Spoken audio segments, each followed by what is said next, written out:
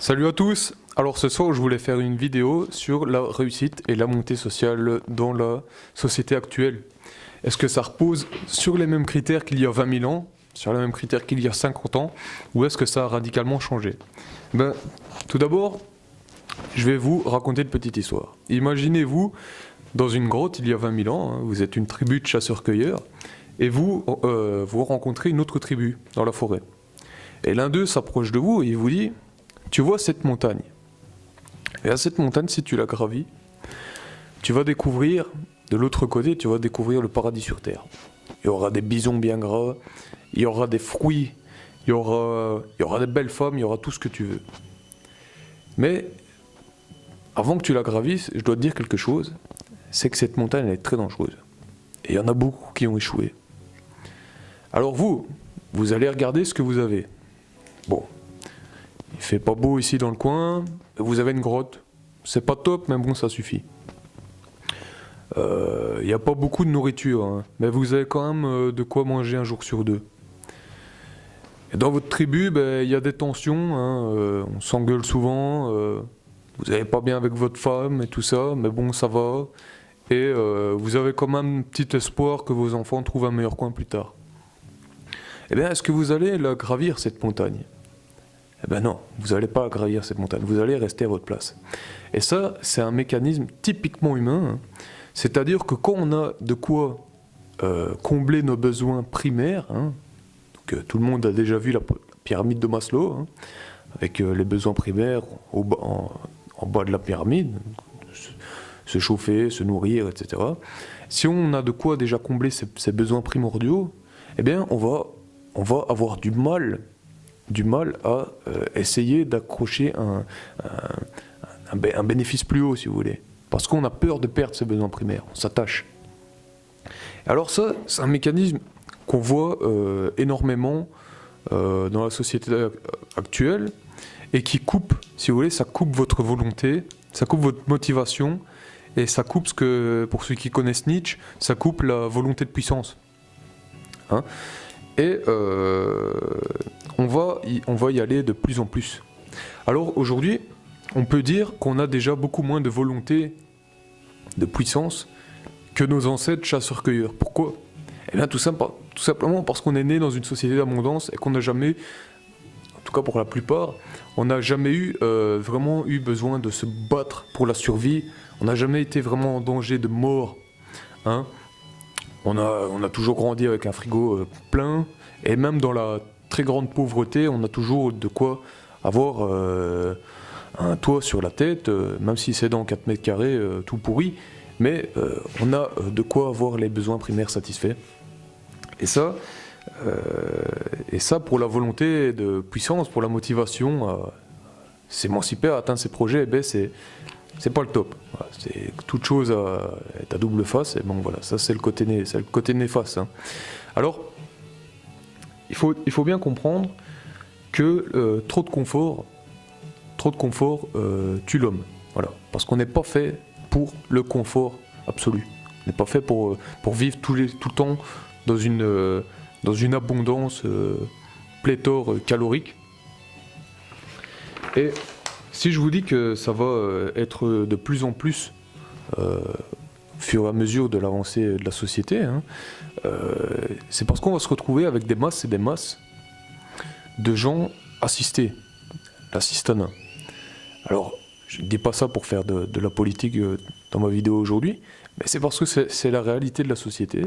Plus on avance, plus on voit que les technologies remplacent de plus en plus la main-d'œuvre humaine, hein. Avec la robotisation, on peut déjà le voir le cas, vous allez dans un supermarché, avant il y avait 15 caissières, maintenant il y a 2 robots, il y a deux scanners. Là, hein. Mais le truc c'est que la démographie, elle s'arrête pas. Hein. Elle a même tendance à augmenter, enfin pas en Europe, mais dans les autres continents du monde. Hein. Et de ce fait, il va bien falloir faire quelque chose avec les gens qui ne savent pas quoi faire dans cette société. Hein. Parce que bon, il n'y a pas tout le monde qui a la capacité de faire un master en technologie, je sais pas quoi. Et donc, il va falloir faire quelque chose avec ces gens. Et c'est là que intervient ce qu'on appelle le Tititainment. Et ça, c'est un haut responsable politique américain, c'est Zbigniew Brzezinski, qui a été conseiller d'Obama. Enfin, c'est un haut placé, c'est un mec de l'ombre, hein. C'est un peu les mecs, pour ceux qui connaissent, des gouvernements profonds et compagnie. Et ce Brzezinski, là, qui fait partie de l'élite, ben, il avait fait une conférence au Congrès, quelque chose pareil, dans les années 90, et il avait expliqué son principe de Tititainment. Alors, Tititainment en anglais, c'est une contraction de deux mots. C'est Titi pour tits, les seins, hein, le sein maternel, ou même le sein d'un point de vue excitation sexuelle, hein, et entertainment, voilà, divertissement. Et donc en gros, lui, ce qu'il expliquait, c'est que plus on va avancer dans cette société, plus on va se retrouver avec des masses de gens qu'il va falloir tenir. Parce que si vous voulez, les gens, ils ne se battent que quand ils sont acculés au fond du mur. Hein. Ils ne gravissent la montagne que quand ils n'ont plus à bouffer, que quand ils n'ont plus d'espoir pour leurs enfants, et qui n'ont plus d'autre choix. Si vous voulez. Le peuple, dans sa majorité, il veut qu'une chose, c'est vivre en paix. Hein. C'est tout. Hein. Les gens ne sont pas belliqueux pour rien. Hein. C'est comme je lisais un livre là dans Sapiens, une brève histoire de l'humanité. Je vous en avais déjà parlé dans une précédente vidéo. Et le mec dit que en Allemagne, il n'y avait pas de, avant la guerre, il n'y avait pas de disette. Il n'y a pas de problème alimentaire, machin. Mais il se trompe, le mec. Les gens ne tombent pas dans des idéologies pareilles. Ça n'excuse rien, bien sûr. Je ne suis pas, attention, oh là là, je ne suis pas en train de dire qu'il faut excuser, bien sûr. Ce que j'explique, c'est que les gens se battent quand ils ont faim, quand ils sont au bout du mur. Et pour en revenir à Brzezinski, bien Brzezinski, lui, il explique donc qu'on va se retrouver avec des masses et qu'il va falloir les tenir. Et pour les tenir, eh bien, on va les abreuver de divertissements vraiment futiles. Hein, on va les hypnotiser, quoi. Donc par la télé, par la malbouffe, hein, par le porno, voilà. Tout des fakes, hein, mais qui permettent de tenir une grande partie de la population en place par le principe que je vous ai expliqué, qui est cette zone grise, hein, le ni trop ni pas assez, qui fait que on n'est pas satisfait, on n'est pas bien, mais en même temps on n'est pas acculé, et du coup on bouge pas. Voilà. Et ce Brzezinski là, c'est lui qui l'a dit, on peut le retrouver. Hein. Eh bien, il mettait les bases de cette conception, et je crois qu'on est en plein dedans aujourd'hui, hein, et ça va être de plus en plus. Alors, il faut comprendre ce mécanisme si on a des rêves en tête, et si on veut s'émanciper, si on veut réaliser ces projets, si vous voulez. Parce qu'on est tous plus ou moins touchés par ça, par le divertissement actuel et les petits rushs de dopamine. Hein. Vous savez, c'est cette hormone du plaisir immédiat qui est, dans notre société d'aujourd'hui, qui est omniprésente. Parce que aujourd'hui, on n'est plus dans une société de chasse-cueilleurs, on est dans une société hyper technologique, avec des smartphones, des notifications à gogo, de la bouffe sucrée, hyper grasse, qui fait qu'on est tout le temps,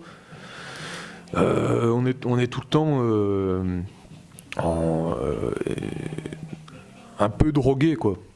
On est drogué parce que cette dopamine, c'est l'hormone du plaisir immédiat. Hein. C'est celle qui fait qu'il y a 2 millions d'années, quand vous trouviez un fruit rouge, hein, eh bien vous pouviez le savourer, et vous étiez épanoui. Et bien maintenant, à chaque notification que vous avez, à chaque like sur votre photo Facebook, eh bien il y a un petit rush de dopamine. Voilà.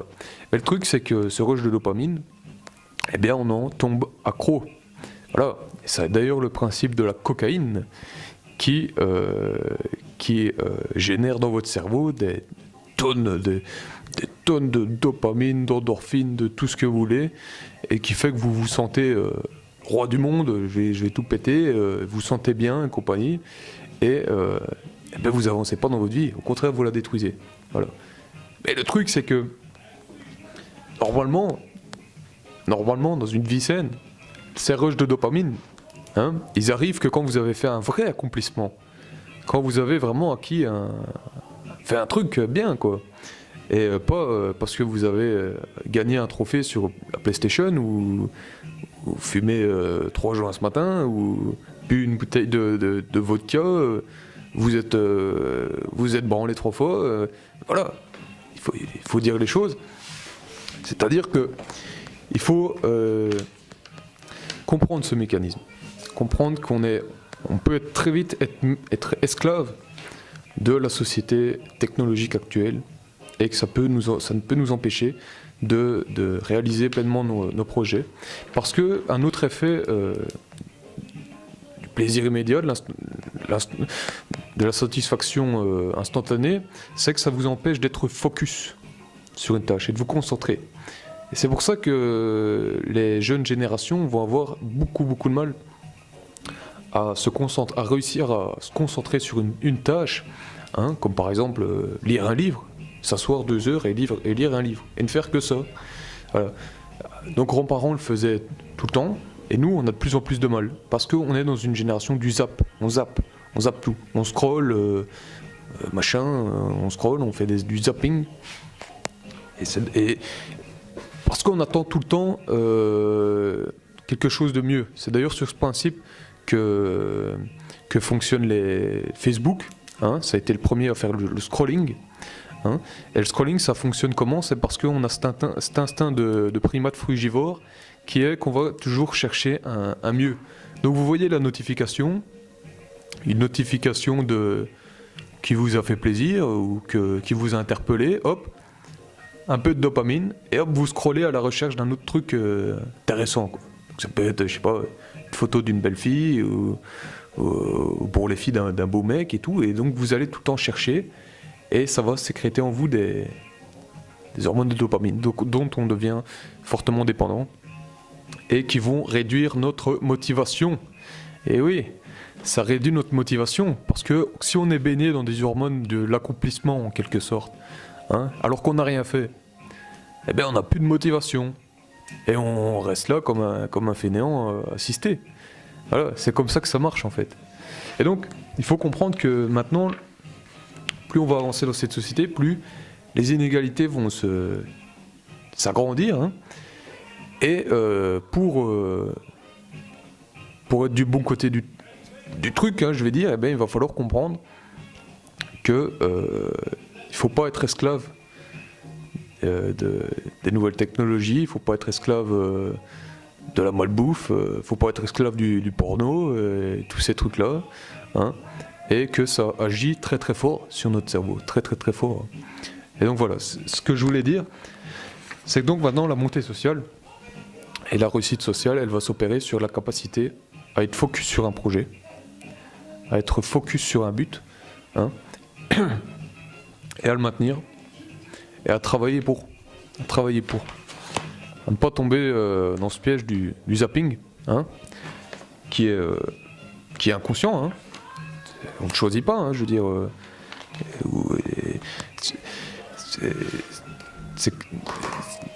C'est catastrophique si vous voulez, si on se fait avoir en fait. Par exemple, rien que le fait d'étudier avec son téléphone portable à côté de soi, à chaque fois que vous avez un message, hein, et que vous arrêtez de travailler pour regarder ce message ou cette notification, eh bien il vous faut 15 minutes, hein, 15 minutes pour vous replonger dans votre travail. Donc à chaque fois, et il suffit de 5 secondes, vous savez, répondre à un OK, à chaque fois, eh bien, vous perdez de la concentration. Voilà. Et donc vous devez prendre 15 minutes pour que votre cerveau se remette dans le truc. Voilà, c'est ça en fait. Donc voilà, c'est tout ce que je voulais dire. Et donc voilà, restez focus. Et quant à moi, je vous dis à la prochaine.